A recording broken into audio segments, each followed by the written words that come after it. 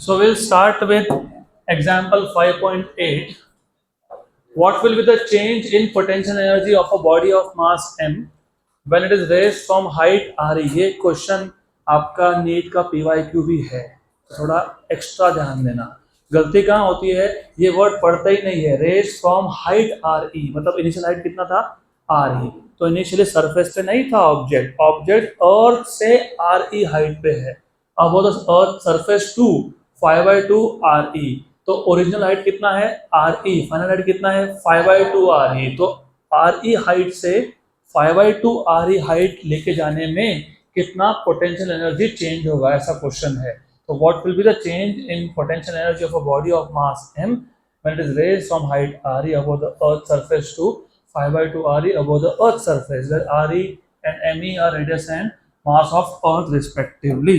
तो जिनको क्वेश्चन समझ में नहीं आ रहा है, सिर्फ इमेजिनेशन के लिए what you would should do is, ऐसा सिर्फ इमेजिन कर लो कि पहले ऑब्जेक्ट यहाँ कहीं था, फिर उसको मैंने थोड़ा सा ऊपर ले गया। तो ये ऑब्जेक्ट था जिसका मास स्मॉल m है, पहले वो A पॉइंट पे था और ये A पॉइंट का हाइट h1 ये RE है, और ये रेडियस तो वैसे भी RE है, बराबर, this is RE।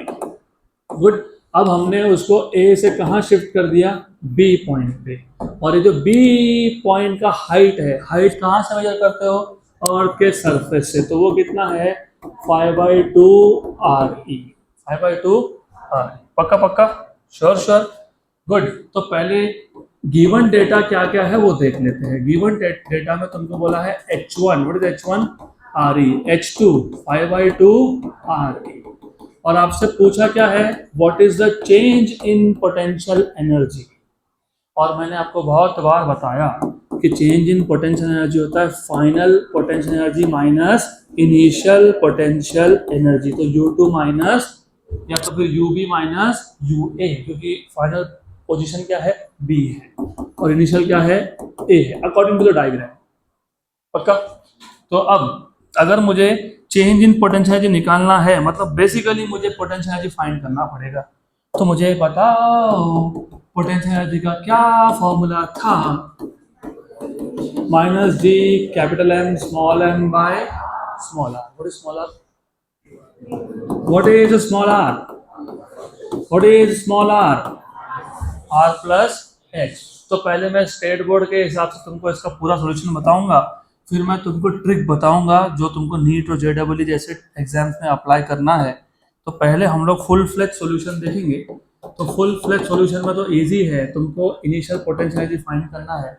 What was the formula, G capital M small m upon r plus h, लेकिन इनिशियल में हाइट भी h1, और what is h1, what is h1 RE। मैं RE को R लिख रहा हूँ, मतलब मैं थोड़ा आलसी हूँ, तो मैं ये RE नहीं लिखने वाला। I will write down capital R। I don't want to write down this RE again and again। तो ये कितना हो गया, minus G capital M small m by 2r। ये क्या है, इनिशियल पोटेंशियल एनर्जी है। फाइनल क्या होगा, final minus G capital M small m upon r plus H2 ना, हाँ। तो U2 equals to minus G capital M small m upon r plus 5/2 r। अभी देखो वापस कैलकुलेशन, पता तुम क्या करोगे, 2r प्लस 5r बाय 2 है ना, 7r बाय 2। ऐसा नहीं सोचना, ये 2.5 है, 2.5, 2.5, उसमें एक ऐड कर दिया 3.5, 3.5 होता है 7/2, तो 7/2, तो 7/2, 2 गया ऊपर। गुड, हो गया, श्योर पक्का। तो ये आ गया U2। तुमको क्या फाइंड करना था, चेंज इन पोटेंशियल एनर्जी। तुमको क्या फाइंड करना था, delta U, which is U2 minus U1। What is U2, minus 2 G capital M small m by 7r minus what is initial,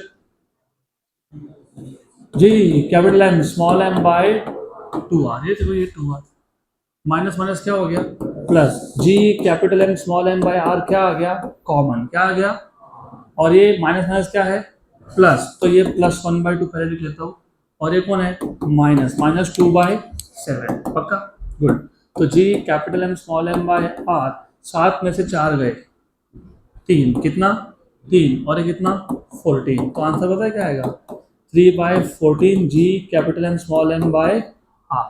ठीक है, स्टेट बोर्ड के हिसाब से तुमको स्टेप्स को मार्क्स है तो ठीक। अगर ये क्वेश्चन मैं जेई या नीट में या सीईटी में सॉल्व कर रहा होता तो मैं डायरेक्टली ऐसा लिखता, delta U equal to U two minus U one, ये भी दिमाग में है, स्टेप्स तो ये भी लिखने नहीं है आपको। What is U, what is U minus G M M by R, तो आर टू और ये माइनस साइन तुमने बाहर निकाला है, याद रखना, नहीं इधर कंफ्यूजन हो रहा है तो इधर अंदर रखो, क्योंकि दोनों में क्या होता है माइनस। चलो एक स्टेप बढ़ा देता हूँ तुम्हारे लिए, अभी भी कुछ लोगों का दिख ही रहा है मेरे को, कंफ्यूजन ही कंफ्यूजन है, सॉल्यूशन कुछ पता नहीं, तो सॉल्यूशन पता कर लेते हैं। अभी ठीक है क्या, ये u2 है क्या, हाँ ये u1 है क्या, u1 u2 में माइनस होता है क्या, हाँ और बीच में और एक माइनस है क्या, हाँ तो हो गया क्या, हाँ। अब अगर मैं इसमें से जी एम एम बाहर निकाल लूँ, सिर्फ जी एम एम बाहर निकाला, ये क्या हो गया प्लस, तो R1 क्या है प्लस और R2 क्या है माइनस, लेकिन स्मॉल r क्या होता है R प्लस एच बराबर, तो स्मॉल r1 क्या होगा R प्लस h1, और h1 R, तो R प्लस R 2R, तो ये आ जाएगा G capital N small n 1/2R। R2 क्या होगा R प्लस H2 कितना था 5/2, मतलब 2.5 में R ऐड करोगे तो 3.5 मतलब 7/2, तो 7R/2, R कॉमन निकाल लो, G कैपिटल M small m bye R क्या बचा 1/2 माइनस, तो वो हमने क्या लिखा था है ना ये, तो जेई नीट के लिए ये ऐसा सॉल्व करना चाहिए, स्टेट बोर्ड के लिए तो तुमको लिखना पड़ेगा तब जाके मार्क्स मिलेंगे। Good, done.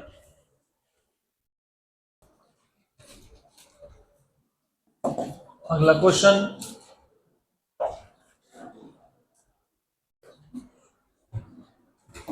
ये सिंपल सा क्वेश्चन है और ये भी पीवाईक्यू है, this is also PYQ of one of the exams, बहुत सिंपल क्वेश्चन है।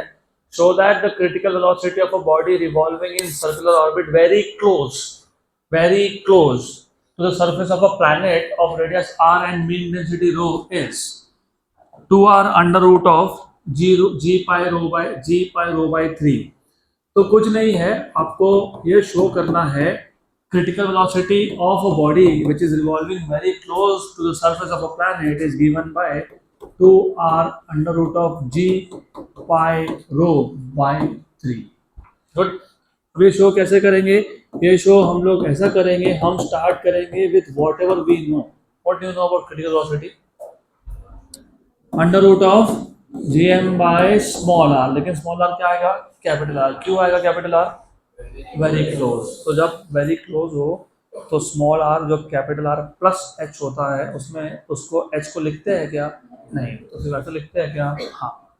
अब ये पूरा इक्वेशन में कहीं भी तुमको मास दिख रहा है क्या, ना, हमको इन टर्म्स ऑफ डेंसिटी लाना है कि नहीं, हाँ, तो मुझे बताओ, क्या बताओगे, what is density, mass upon volume, ये वॉल्यूम है कैपिटल वी, वो वीसी वेलोसिटी है बराबर, तो मास क्या आ जाएगा, मास डेंसिटी इनटू वॉल्यूम। अगर मैं प्लैनेट को स्फीयर मान लूँ, स्फीयर, तो what is volume of a sphere 4/3 pi R cube, equation number 2। Equation 2 को 1 में सब्स्टिट्यूट कर देते हैं, तो from 1 and 2, from equation number 1 and 2, therefore from equation number 1 and 2 you have Vc equals to under root of g by r into m, लेकिन m क्या था रो 4/3 पाई और साथ में क्या r क्यूब बराबर क्या, यस पक्का ना। अब देखो ये 4 है, 4 का रूट कितना 2, ये r और ये r क्यूब, तो ऊपर कितना बचा r स्क्वायर, उसका रूट कितना 2r, राइट, 4 गया r भी गया, तो कौन बचा g बचा, पाई बचा, रो बचा और 3, तो हो गया, डन। नेक्स्ट क्वेश्चन, अगला question,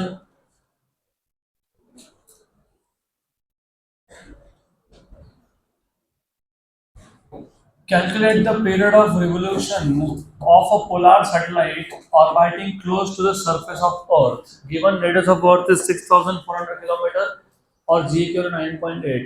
By the way, do you remember हमने जब अर्थ सैटेलाइट में अर्थ के आर्टिफिशियल सैटेलाइट दो टाइप के होते देखे थे, उसमें से एक इक्वेटोरियल था, एक पोलार था। तो मैंने आपको बोला था कि पोलार सैटेलाइट का टाइम पीरियड कितना होता है, याद है? 85 मिनट्स के आसपास। Very good. तो अभी वही तुमको फाइंड करना है। आर की वैल्यू गिवन है, जी की वैल्यू गिवन है, तो जो गिवन है मैं लिखूंगा नहीं, अब हमको डायरेक्ट क्या फाइंड करना है, टाइम पीरियड। Very good. अभी मुझे आपसे ये एक्सपेक्टेशन है जो होनी चाहिए, टाइम पीरियड का इक्वेशन बताओ सैटेलाइट का close to the earth. 2 pi under root of R by G. Very good. तो फॉर्मूला तुमको पता है, तो अभी से तुमको करने कैलकुलेशंस। तो t equals to 2 pi under root of 6400 kilometre को मीटर में कन्वर्ट कर लिया 10⁻3 और g कितना है 9.8। अब थोड़ा सा 1 मिनट ध्यान दो। ये 9.8 है ना, इसको फिलहाल 10 मान लो। कितना मान लिया? तो ऊपर 10⁻3 था, नीचे 10 था, तो कितना बचा 10⁻2 और ये दो जीरो भी दे दिए 10⁻4। 10⁻4 का रूट कितना 100। कितना कितना कितना 100। तो बाहर 100 पहुंच गया ऑलरेडी। बाहर ऑलरेडी 100 पहुंच गया। जहां पर 2 पाई था, 2 पाई कितना होता है 6.28 इंटू 100 इंटू 100, तो 628 कितना, और अंदर 64 है, 64 का रूट कितना 8, तो 628 इंटू 8। देखो 628 इंटू 8, यू हैव, वैसे मैं 628 इंटू 8 डायरेक्टली बता सकता हूँ, लेकिन ठीक है 628 इंटू 8 कितना आ गया 5024 सेकेंड्स। क्यों? क्योंकि डिस्टेंस मीटर में था और जी मीटर पर सेकेंड स्क्वायर में था, तो टाइम पीरियड सेकेंड में है। कितना? 1 मिनट में कितने सेकेंड? तो 1 मिनट इज 60 सेकेंड्स, बराबर। 1 मिनट इज 60 सेकेंड्स, तो 1 second is 1/60 of a minute. 1 by, अरे 1 मिनट मतलब 60 सेकेंड, तो 1 सेकेंड मतलब 1/60 मिनट। तो इसको मैं डिवाइड में किससे करूंगा 60, तो पता है कितना आया 83.73। तो हम तो पहले ही देखा था 85 के आसपास। ये भी अप्रोक्सीमेशन है, अभी एग्जैक्ट करेंगे हम लोग, एग्जैक्ट करना बाकी है, करते हैं, उसको भी करते हैं, एग्जैक्ट सॉल्व करते हैं। तो t इक्वल टू ये 2 पाई मतलब कितना 6.28। अब जस्ट फॉर अ मिनट एक काम करो, इसको 64 लिखो, ये 10⁻12 कितना है 5 को कितना लिखा 4 इंटू क्या आएगा 10 अपॉन क्या आएगा 9.8। मुझे एक्यूरेट करना है, इसके लिए मैं कर रहा हूँ ये सब। तो ये 10/9.8 वो बाद में देख लेते हैं। तो 6.28 इंटू इंटू 10⁻2 मतलब 100 इंटू कितना 8 से बचा कौन 10/9.8। तो देखो ये 10/9.8 कितना है 1.02। इसका रूट लेना पड़ेगा, लिया गया रूट, तो कितना आया 1.01 1.01। तो ये आ गया आपका 1.01 रूट लेने के बाद। अब इसको किससे मल्टीप्लाई करेंगे और किससे करेंगे 6.2 628, ये 100 इसको दे दिया ना हमने। हाँ, तो इसको किससे मल्टीप्लाई किया पहले मैंने 8 से। किससे किया 8 से, फिर किससे किया 628 से, तो कितना हो गया 5075 सेकेंड्स। तो 5075 सेकेंड मिनट में लाने के लिए डिवाइड में क्या करेंगे 60, डिवाइड में क्या करेंगे 60, तो डिवाइड में क्या कर लिया 60 84.58, तो 84.58 minute.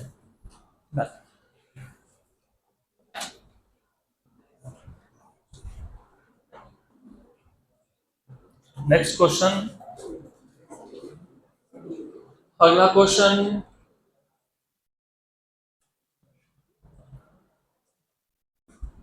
Example 5.10।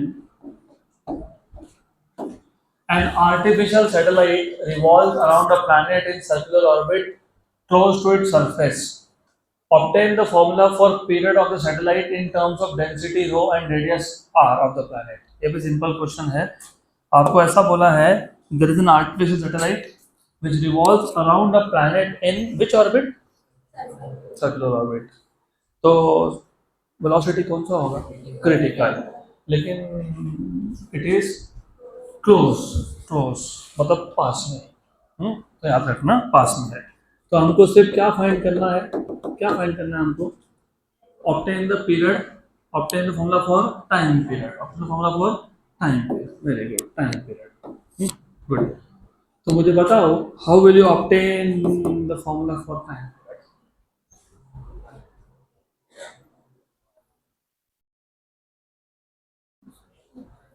How will you obtain the formula for time period in terms of density and radius? नहीं यार. We know that. Do you know this? हाँ, थोड़ा टाइम पहले ही देखा था. 2 point root of r by g, time period of a satellite revolving close to the surface of a planet. बराबर. Equation number 1. अभी इन्होंने बोला इन टर्म्स ऑफ डेंसिटी. इस इक्वेशन में तुमको डेंसिटी कहीं भी दिख रहा है क्या? नहीं, तो लाना पड़ेगा. कैसे लाओगे? But g equals to gm by R square. और m is what? Volume into density. Mass is volume into density, right? तो लिख देते हैं, since mass is volume into density. But what is volume of a planet? हम planet को क्या मान के चलते हैं? Sphere. तो what is volume? 4/3 pi r cube और साथ में रो. ओके. तो ये और ये कैंसल. तो ये g equals to 4/3 pi G R rho. पक्का. और ये क्यों आया? क्योंकि वॉल्यूम होता है 4/3 pi R cube. Equation number 2 ये किसमें सब्स्टिट्यूट करोगे? 1 में. Therefore, from equation number 1 and 2, time period equal to 2 pi under root of r by g. लेकिन g क्या है? 4/3 pi G R row. Are हो गया कैंसर. Very good. ये 3 गया ऊपर गया 3. पक्का पक्का. तो t equals to 2 pi under root of ये 3 गया ऊपर गया. बराबर. श्योर 100%. नीचे कौन बचा? 4 का रूट कितना? 2. तो ये 2 बाहर आ गया. आया क्या बाहर? और कौन बचा? पाई को रखो. और कौन बचा? जी. और कौन बचा? रो. Very good. 2 क्या हो गया? 2 कैंसर. बाहर कौन बचा? इसको अंदर ले जाओ. 3 पाई स्क्वायर अपॉन पाई जी रो. ये और ये हो गया कैंसर. तो पता है टाइम पीरियड क्या है? Under root of 3 pi upon G into row.